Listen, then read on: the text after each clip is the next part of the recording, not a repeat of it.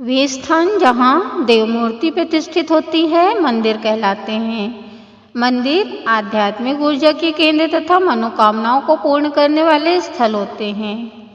आध्यात्मिक ज्ञान की श्रृंखला में हम आज आपके लिए एक और महत्वपूर्ण जानकारी लेकर प्रस्तुत हैं। यदि आप इसी तरह की विशिष्ट जानकारियों से अवगत होना चाहते हैं तो चैनल को सब्सक्राइब कर हमारे साथ यूं ही बने रहिए।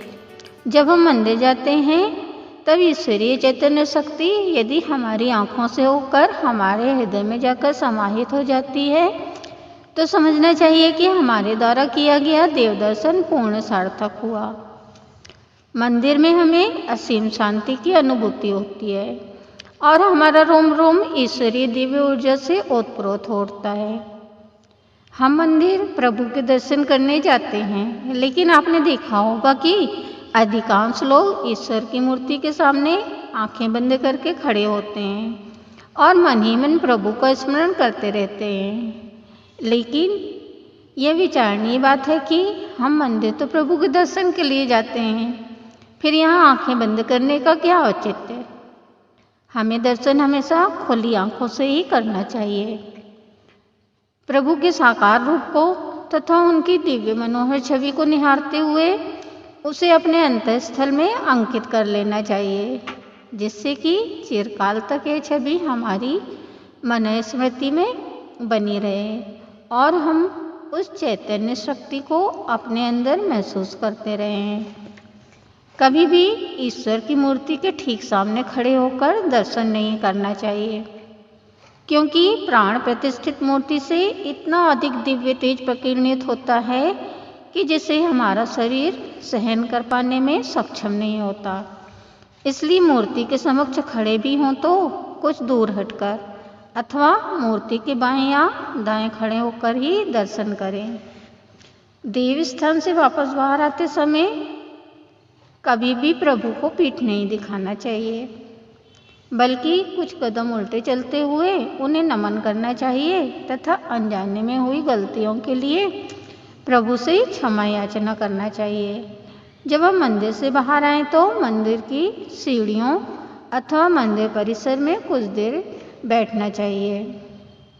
हमने दर्शन के समय प्रभु की जो छवि अपनी अंतरात्मा में बसाई थी, आंखें बंद कर उस छवि का ध्यान करना चाहिए और मन ही मन ईश्वर से प्रार्थना करना चाहिए कि अनायासेन मरणम बिना देनेन जीवनम देहांत तव सानिध्यम देहि में परमेश्वरम।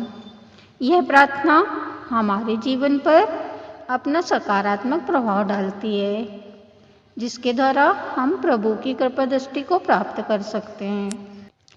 अनायासेन मरणम अर्थात हे प्रभु, बिना किसी कष्ट बिना किसी तकलीफ के हमारी मृत्यु हो, हम कभी भी रोग से ग्रसित होकर बिस्तर पर न पड़े।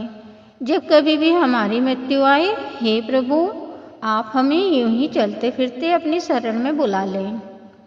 बिना देनेन जीवनम अर्थात हमारा जीवन कभी किसी की दया पर निर्भर न रहे, हमें कभी किसी के सहारे न जीना पड़े।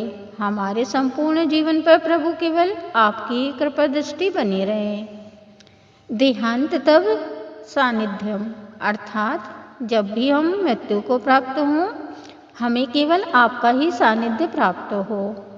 हे प्रभु, हमारे द्वारा देह त्याग करते समय आप ही हमारे सम्मुख उपस्थित रहें। देहि में परमेश्वरम अर्थात हे प्रभु, हमें यही वरदान दीजिए, हमें अपनी शरण में लीजिए। प्रभु, आपकी कृपा से हमें मोक्ष की प्राप्ति हो। हम सब परमपिता परमेश्वर की ही संतान हैं, वही हम सबके पालनहार हैं। एक सांसारिक पिता जिस प्रकार अपने संतान का लालन पालन करता है, उसी प्रकार जगत पिता हम समस्त प्राणियों की आवश्यकताओं को ध्यान में रखकर हमारा पालन पोषण करते हैं।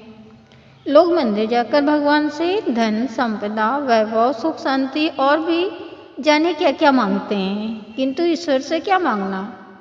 वो तो बिना मांगे ही हमारी आवश्यकताओं के अनुरूप हमें सब कुछ देते रहते हैं।